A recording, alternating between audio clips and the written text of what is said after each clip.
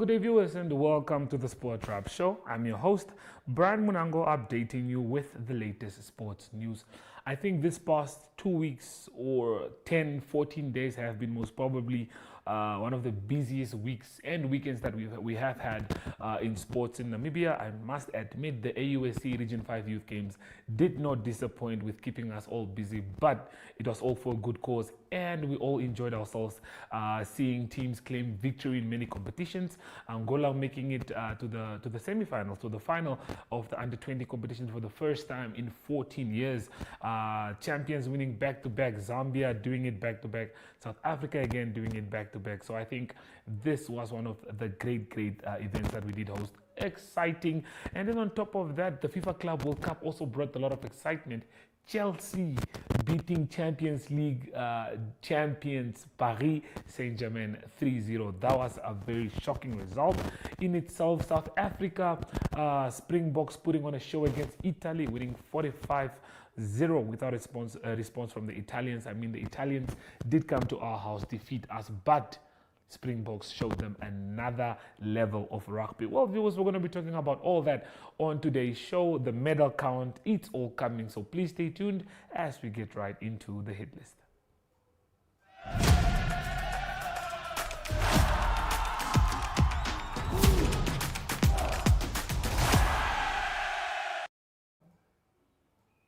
Okay, so first up on the hit list, we did get an invitation from the AUSC Region 5 Youth Games Organizing Committee that was hosted at Avani earlier today to just give a thank you to the journalists that were all a part of making sure that the message was sent out and the information was given out to the public. So we did catch up with the General Manager of the local organizing committee, Jackie Hertzer, to just give us an update on how she thought the AUSC Region 5 Youth Games went down. So stay tuned for that.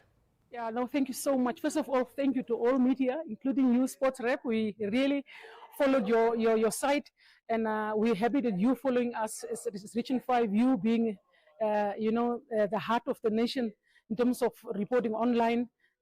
We are also doing from our side a lot of effort to show the appreciation to you as local media, social, radio, print, as well as visual and audio. We are busy with a very beautiful documentary that follows the whole pathway of when we started, from appointment in November, actual work in January, appointment of local organizing committee, subcommittee members, and in February, kicking off with the organization of the games. And here we are, 4 months down the line. We have completed a very successful Region 5 Youth Games. We're very proud for the people of Namibia and also those in the region, in the 10 countries, to see what have been also those beautiful stories beyond sport that can be told after these games. There were many impactful activities like infrastructure upgrade to the youth level, as well as now the technical equipment that will be distributed to the 12 sports federations that participated in the games, and also the investment of the government in terms of really looking at beautiful things like the electronic equipment, administrative equipment that the federations does not have. What are these that these games can give back to them? But also for our local media, we had close to 50 media people that were following these games, doing the stories, the visuals, print, radio, social media. What were the impacts? What were the most liked stories, for instance? What were the most followed stories? What were the stories that young people were interested in on all of SADC? Like if you look at the opening ceremony, the amount of people viewing the opening ceremony from all over Africa, and sometimes also in other parts of the world on the online, that was very big. And I think these stories must be told. So when that documentary is out, it will of course first be shared with the government of Namibia, and it will be shared with our local media, and we can tell our story.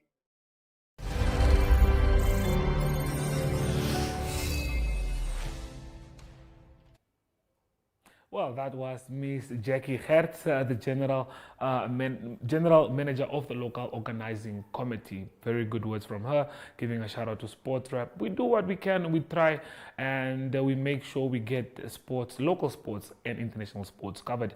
Well, at the back of my mind, I'm already thinking about talking about the Africa Cup finals that are scheduled to take place on Sunday.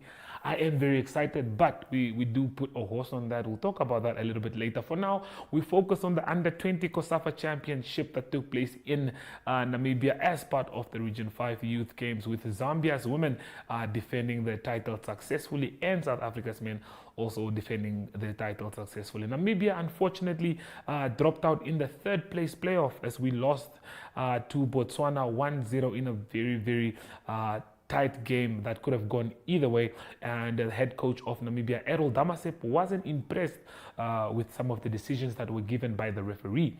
So we do have a post-match interview with him, so let's quickly listen to what he had to share, and as well as Zambia's head coach. Ready? Coach, hard luck. You've missed out on the bronze medal. Just your thoughts on the game. It was a good game, but the referee spoiled the game. It was, I don't know how, do you call these human errors, or I don't know. But the referee was very weak today and she cost us this match.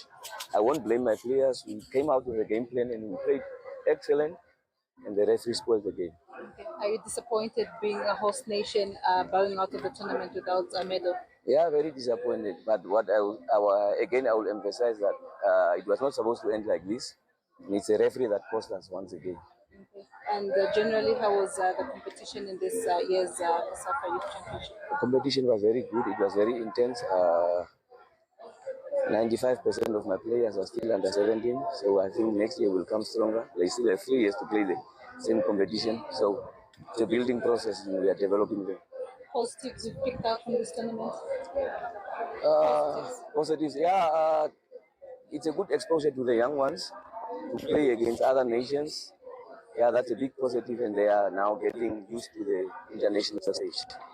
Okay, one more question, Coach. Like you said, most of them are under 17, so they still have a lot of room for growth. Looking at the result you had yesterday against South Africa, the defending champions, I'm sure you should be proud of the girls. Only conceding 1 goal, putting up a very strong match.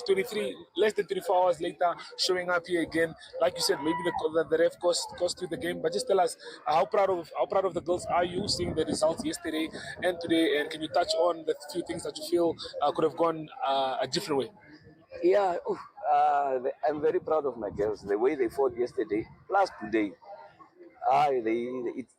This group of players is the golden generation of our women's football in the next 3 or 4 years to come. So we need to develop them and prepare them for the future. Definitely, like I said, they still have 3 years to play the same COSAFA. So I think from next year, they will compete and fortunately reach a final. Thank you. All right.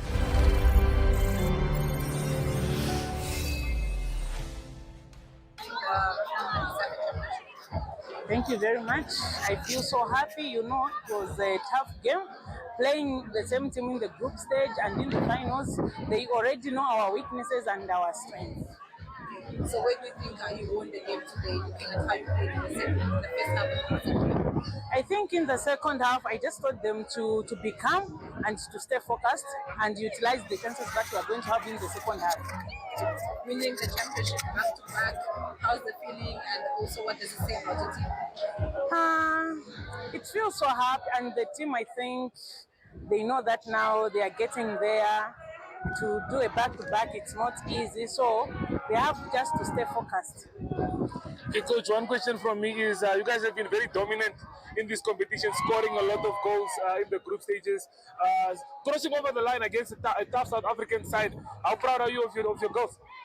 We are very proud with our goals because I told the girls that we have to score many goals and keep a clean sheet. So the objectives have been satisfied? Yes. Okay, thank you very much, Coach. Thank you.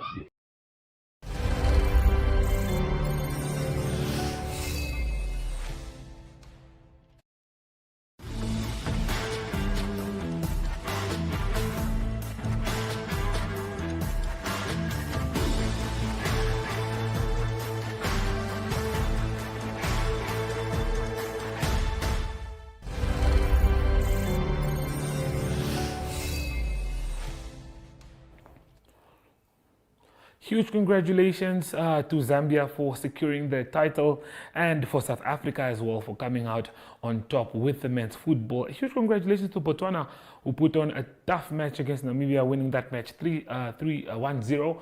You guys also heard from Errol Damasep, the head coach of Namibia, not impressed with the decisions made by the referee. With that being said, let's quickly have a look at how the medal log standing looks like. Seeing that South Africa did dominate the competition coming out first, Namibia and Zimbabwe very, very close, but Zimbabwe just pipped Namibia there and they secured second place, with Namibia settling for third. Botswana also did put on a good show. Angola themselves represented themselves really well. Zambia, I think, picked up a couple of medals towards the end of the competition, which was also very good. So all in all, the 11th edition of the AUSC Region 5 Youth Games, not disappointing and all very fun, full of records being broken, full of kids getting a lot of medals. And speaking of medals, we do have a couple of interviews with the young ones from the Central Tennis Court in Olympia that did participate in the tennis that took place there. And Mario Ngula was the reporter on duty. Let's quickly just hear what they had to share based on the experience in the competition. My name is Simpiwe Ngwenya. Hello guys, I'm Bokhta Mandic, and we're the finalists of the boys doubles. We took home gold. We played Botswana, amazing match. Guys played out of there. They had a good week. Me and Simpiwe, we've been playing really well. We've read each other well. We haven't played it together before, but I feel we mixed well together and it just happened. And I just want to say again, thank you to Botswana. They played amazing tennis, and the whole week, everything's been good. So yeah, thank you so much, guys. Thank you. The match was good. Very positive things to take from it, and we really fought, and it was really good. The connection between us, we really played good doubles together. So I really enjoyed. Yeah, for sure. It was a great match. I feel like they are very tough to play in doubles, so we just had to be on top of everything, on top of serves, returns, and volleys. So I feel like even though the past week has been long, we just had to really lock in and give everything we had for for our doubles match. So I think we played really good, and so did they too. But yeah. Yeah, no, congratulations on the gold medal. Sasha, we are finally at the end. You have always been saying it's not the end yet, this is the end. You got the gold medal, both singles and doubles. Yeah, not the end. We have team events, so that's a lock in for that again. But of the event, yes, the end. But yeah, I'm just grateful for the experience to be playing here in Namibia. It's been good. Okay, how are you ladies gonna celebrate the gold medal? By sleeping. Sleeping. We need to rest. At 8. Matter of fact, 7:30. Yeah. Hi, my name is Chelsea Chakanyika. I'm here representing Botswana, and we just played the final. Hi, my name is Nadedi Hagyan. I'm representing Botswana, and we just played the doubles final. The match was intense. We didn't really play our best. We started off bad. But in the ending, we ended up picking up ourselves, but still not to the place where we wanted to be. Those girls, they are really good. They're strategic. They know how to play, and I think overall they were just the better players today. And hopefully next time we can get them back. Yeah, she said everything. I have nothing to add.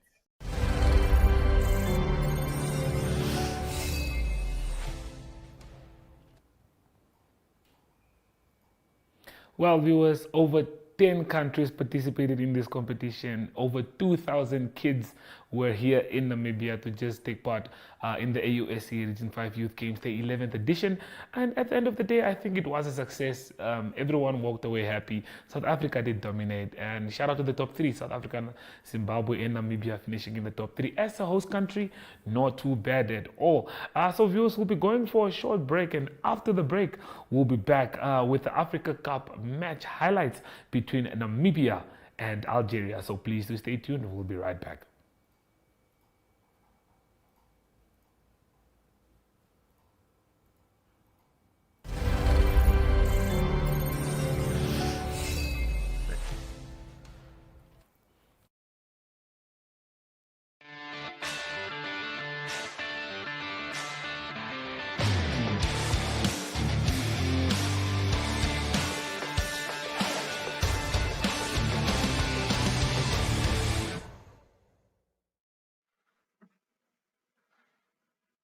Algeria taking on Namibia 2025, a sport for a possibility at the Rugby World Cup.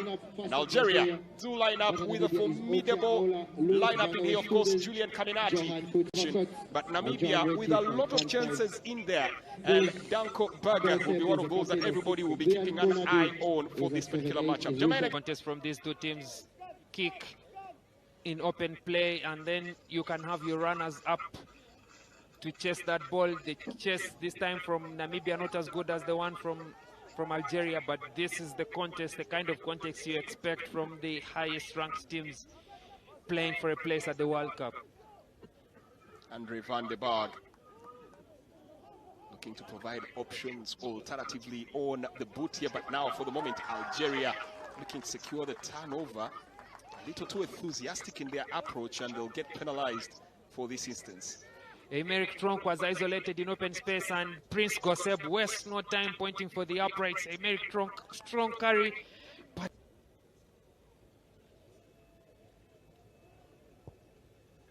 Ivan Lobes makes the kick. Kick is good. First points on the board here for Namibia. Namibia 3. Baka.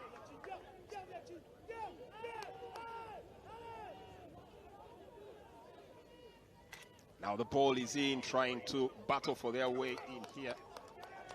As they set the ball up, just towards the try line as the ball goes away. Is that a try? Referee seems to signal that still open, and that's a try. Algeria draw first blood. Good response from the Liliensin, the Lion Cubs against the Velvishers. You can tell from the injection at that set piece, these are teams who know how to plug and play from their structures. Algeria working hard in open play after winning that lineout. Then it's shuffled through the hands. Fast carry from Rain Barker, or rather Samir Kabush, and then quick ball out by Ghislaine Kayel, gives it to the big man. Then the offload in open play. The soft skills, Mohamed Abdelhamid Makri with the first try of the semi-finals. Just what the doctor ordered here for Algeria. Blood flowing, and in a space of less than 3 minutes, both teams have been able to shake the defenses and get points on the board, but it's Algeria that people do have their tails wagging in front. Julian Caminati makes no mistake of the kicking. He is already doing better than he did last Tuesday, missing his first two. He has kicked his first 6, but for Ugandans this is close to 27, 28 to be honest, and I can imagine maybe it could be the same for the players that are on the pitch, given that that's the surface they're playing on. And it's a try here for Namibia. They managed to wrestle their way there and ultimately did put that down, and the captain, Prince Goseb, leading by example on the front line, manages to get the Namibian well-wishers right back into the front. We're going on about the conditions, but Prince Goseb was making it difficult for the Algerians off that rolling maul and drive. Algeria caught second best. Prince Goseb breaks through the middle and he fights, keeps pumping his legs. Rain Barker is trying to make that tackle, but the captain too strong and dives and crashes over for a responding try. Namibia ahead by just 1 point conversion to come. Haven't been many dead balls in this particular matchup. Both teams ensuring that they're playing their better rugby and no need to actually break up the ball. But now here comes a chance to convert. Long ball in, and that's just sent out wide. Well, Richard deliver good ball, easily picked up here, and Algeria now have to watch their back line here as a steady defense of Namibia looking to race in. Played back. Theron makes the kick. Now looking to joust for that ball and picking it up right out of mid-air. Lacroix Malan as gets the ball away. This could be a quick run through for Namibia. Try time. Cleven Lobsa makes it continue to tick for Namibia. The Velvicha have found their wings and are now up in flight. It's that clear contest from the two teams. Ball goes up in the air, contestable, well chased by the midfielder Lorou Maran. pops backwards, then the pass, basketball pass over the top to Cleven Lubza, and he had an easy line to the try area. You can see that contest from Namibia on those kicks is what we've been talking about from the very start, that the teams are playing in middle territories, back and forth against each other. You put up a good kick that is contestable, the opportunities will be there, and Namibia have struck on that. You have to give full credit to Malan there. Did see the opportunity, kept the chase and contested for it without seize, and got his dividends for that. And now a chance for Cleven to extend their lead, and with the slightest of margins, just almost shaving that pole. Now it's in this game 3 or 4 times this time round. Releasing, looking to break, and that's a swift one. Right through the middle, hot knife through butter, but loses it out there. Danko Baga, the captain, looking to make an exclamation point on this game. It's a long ball.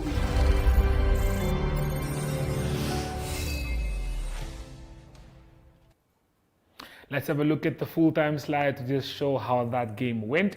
As Namibia took on Nigeria. A very tight game. We saw Danko Berger almost pulling off something there towards the end of the match, but that's how the game ended. 21-7 in favor of Namibia. A very tough match, I must say.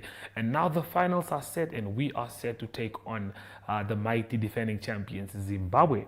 It's going to be very interesting. Well, before we do move on to Ari, we do have some short clips of the captain, Prince Gauseb, and then we also do have a short interview with the coach, current acting coach, Jack Berger. And we also did hear from the Zimbabwe's captain, reflecting on how the match went against Kenya, which was also a very tough one. So stay tuned for that. It was a physical game. Those first 20 minutes we stuck in there. I think Algeria was good throughout the day, but unfortunately they just didn't pull through. But I'm proud of the boys for pulling through and sticking into the game, and fortunately we got the win. Yeah, now this is where the real deal is. So we're gonna go back now next week, rest a bit, and then prep for the week. And then we're gonna take on whoever the finalists are in the last game. We're looking forward to it. It's gonna be a good final. The boys are prepped and excited. Extremely tough, hats off to them. They came out and they really took it to us, and I was extremely proud of what the boys did. Our boys stayed in the fight constantly towards the end. Nobody gave up, and that's what we want to do. That's what we want to do in the final as well. As we want to make teams work. If you want to score against us, it's going to take a lot of effort, a lot of work, and there's a lot still to grow on and improve on. But you take a win. You take a semi-final win against a good Algerian side, and we'll rest today. And tomorrow we'll be hungry and ready to go again. Always a tough game against Kenya, but so happy with the results, the way that the guys played. Going into half-time behind, there was a sense of calmness in the change room. No one was panicking, so just credit to the way the guys fought.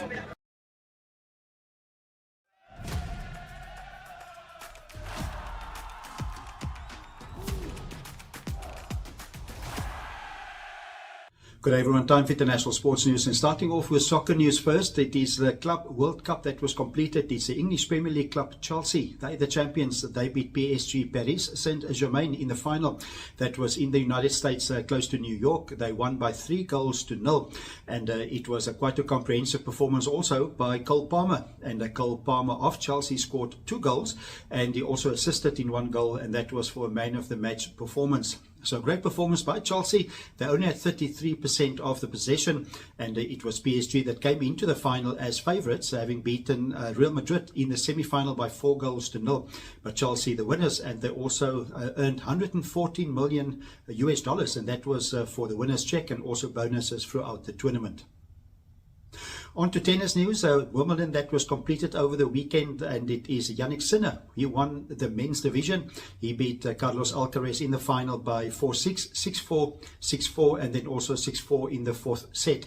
And that is his first Wimbledon major, and it is also his 4th major in his career. Previously also won 2 Australian Opens and 1 US Open. In the women's final, it was a one-sided final. It was Iga Swiatek of Poland winning the first title, her first Wimbledon title as well, and she beat Amanda Anisimova of the United States by 6-love and 6-love. On to cycling news. Tour de France, it was stage 9 that was completed. It was a sprint to the line, and it was Tim Merlier that won the sprint finish, and it was Jonathan Milan that was in second position.